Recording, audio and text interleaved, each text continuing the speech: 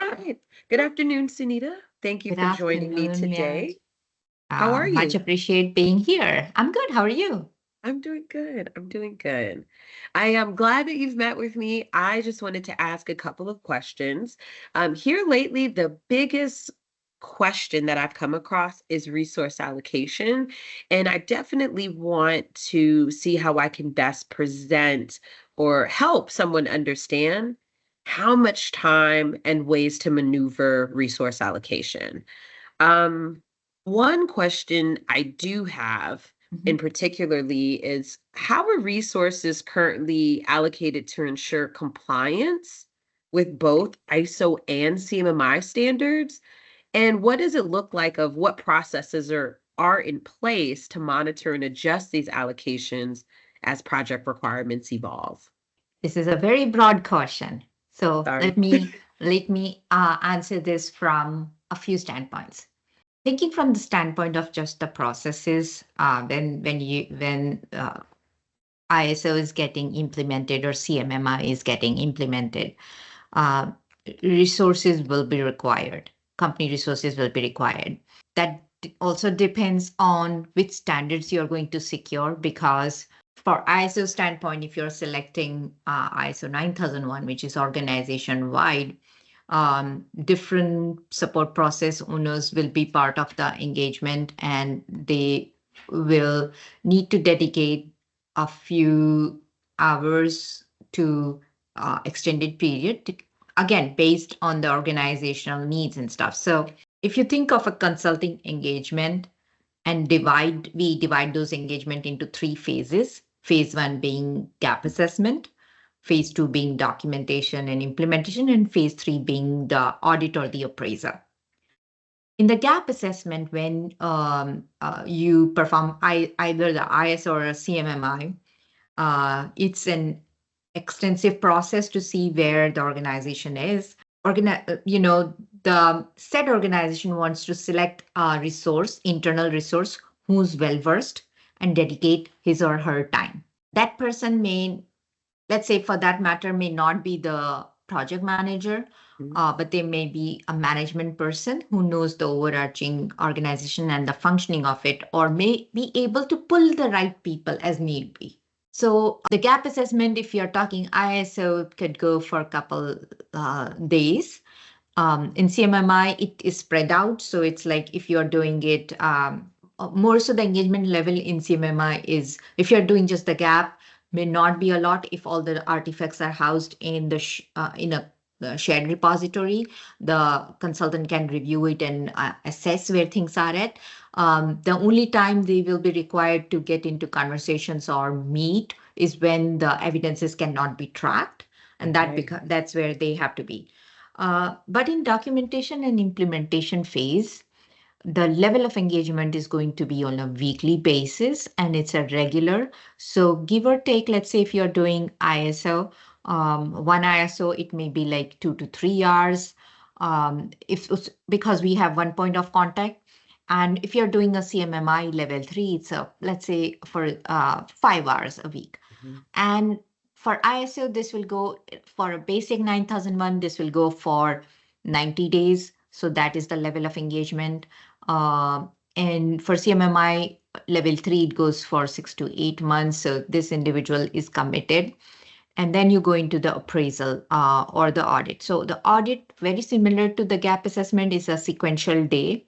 Number of days is quite fixed there too. Like if it can be 2 days of an audit, um, so that the individuals have to be committed at their based on their plans. So there will be time slot allocated, and people have to come in and provide the evidences. And for CMMI, it's going to be 1 week. Level 3 has a 1 week long appraisal, that's 5 days. And individuals have to be, project and the headquarter individual have to be part of that appraisal. Again, there will be a schedule and assignments and stuff. So people don't have to block their entire days, but they have to come in at the predefined time slots. Okay. Now, one thing to remember is the resource allocation when we talk about also the support functions. So Mhm. every organization has hiring manager or somebody who does the hiring and training. Every organization has some sort of purchasing. Organizations have quality management or how the documentations are kept or some sort of an admin role who supports in those functions. So all these various roles and all will be also part of ISO and CMMI at various levels. But their involvement will be very limited because once we know how the the hiring procedure has been defined, the training procedure has been defined, the forms are being regularly populated. They don't have to come on a weekly call for everything. Also for the gap assessment, it may be a couple of hours, like 2 hours of a call to get information. And in internal audit, maybe 1 or 2 hours. So their involvement may not be a huge amount. But if the same person is wearing multiple hats, that is where organization needs to be mindful about. Okay, that makes So if the sense. HR person is also doing the purchasing, that Yeah. person is also doing the quality management, that person is completely involved, and that takes more time. Okay. Okay. And I heard you mention it, but that point of contact, I think another big question is, how do you pick a point of contact? What's the best way? I know needs change over time, Hmm. but what would be a best way of ensuring that we found the best person to do the job?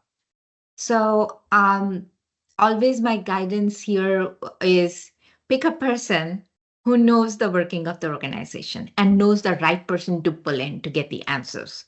Someone Okay. who can keep the project going flowing properly, because the fact of the matter is, Myash, that as a consulting company or as an appraisal body, when we come in, external companies have only so much, ability to pressure Mm. someone to move forward. It has to come directly from the management of the organization. So select someone who has authority or gets the authority to keep ensuring that the project moves along, Okay.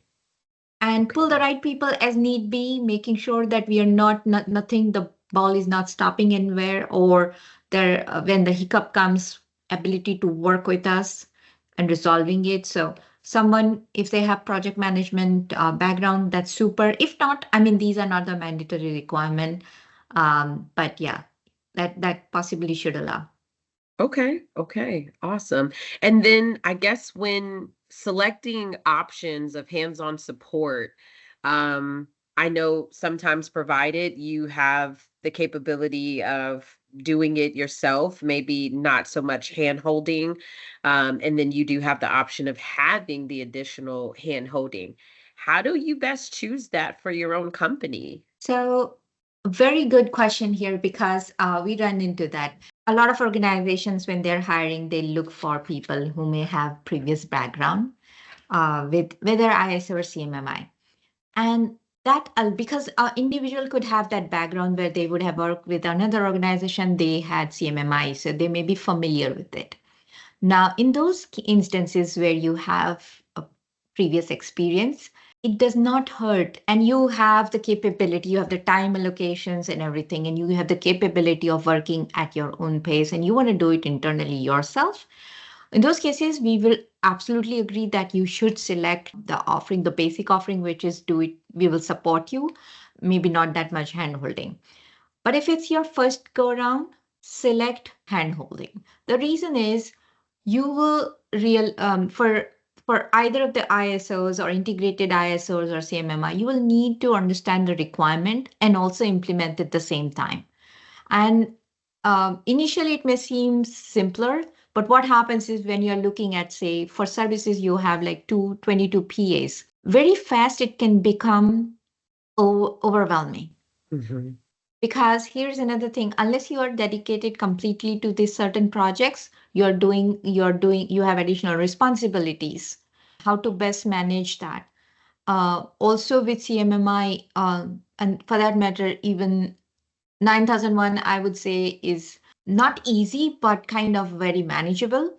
But CMMI really tends to become a lot more artifact driven. So collecting 2 to 3 artifacts for each PA can become very overwhelming over a period Yeah. of time. And managing it for 6 to 8 months can be something that becomes harder. So if it's your first go round, take the hand holding. That way you know you will get the direct answer, right answer, and you don't have to go and do a lot of back and forth. Okay. Okay. Now I know some companies they may use that because maybe pricing for them seems not adequate, but do you feel as though the basic offering that allows someone without as much hand-holding for someone that wants to learn, do you feel as though that's still a good benefit, or should they get that additional hand-holding so that they can learn what they're doing as well versus going through the motions? Yes, because if the price is a constraint, let me also point it out this way. In business, everybody deals with that. But having a resource allocated, like if you're buying a $25,000 package or some sort of a package, and the other is a more evolved offering, the difference would be if your resource struggles with the basic offering. He's struggling, requiring more support, and that delays the project. That's also a Mm, cost to the organization. that is true. The second part to this is if the individual gets too frustrated and leaves the organization, it's a very bad deal. Now, let's not operate from the fear-based standpoint. Let's talk more from the standpoint of what makes more practical sense. Going for a organization, look at, okay, how hard can this be, right? We can do it ourselves. Yeah. Concern comes in when they are selecting an evidence for, let's say for CMMI, they're selecting an evidence and they're not sure if this is the right evidence or not. That validation they need. So even if they would have Yeah. experience around it, they may not have sat in so many appraisals. They may not have consulted so many times to know that, okay, this is a valid evidence. Because organization to organization, you can't say the same evidence from one organization applies to the other because that particular evidence may not address all the PA requirements. And we come in that role to help the organization say, okay, this evidence meets the requirement, move forward. So that's one of the practical aspects that I look at, that iteration wise, you know it, that, okay, you got the right answer. If the right answer is not there, you will get a immediate response that, okay, this can be done to fix the issue and tailor it a certain way so that can meet the PA requirement and the entire practice area is good. So again, because that dedicated resource is either you select the basic or the more in-depth, the standard or the value package, there is still a resource allocation. Imagine that resource allocation, you save 1 month's time because you have already provided that resource. That individual who was dedicated to a project, if he's able to complete it faster in a fast-paced time, his time is then more spent on other projects. Yeah. So value add does that for you because you get the Yeah. answers fast. You can move at a faster pace and get it completed. That saves you money. Okay. Because the resource they are going to allocate, give Hmm. or take, that individual is drawing about anywhere from 80 to 120K. It's a very highly valued resource. Yeah. Okay. That makes perfect sense to me. Because in the end, it's still costing. It's still If it doesn't costing, your but time. where we can Yeah. save. So I think Hmm. that's why I said it's more practical approach, because what will happen is the organizations can put the money back in their pocket Yeah. and keep the resource because now he has all the help. Wherein, yes, if you're not experts at something, you try and do it, you can get there, but would it be successful? You always run into those kinds of elements. It may take more longer time. That is the bigger problem. And having not having that visibility that are we doing the right thing or not, I think that is a moral breaker or a booster sometimes. That's Yeah. the difference I see it. Makes perfect sense. Awesome. Well, I think you've answered the questions that I have. I think this is going to be extremely helpful to others when making these decisions on how to allocate their resources, figuring out the best point of contact, but even figuring out the best package of capability and maturity of their own company. So thank you. Thank you for your time Absolutely. today. Thank you. Take care. Bye. Yeah, You bye-bye. too. Bye bye.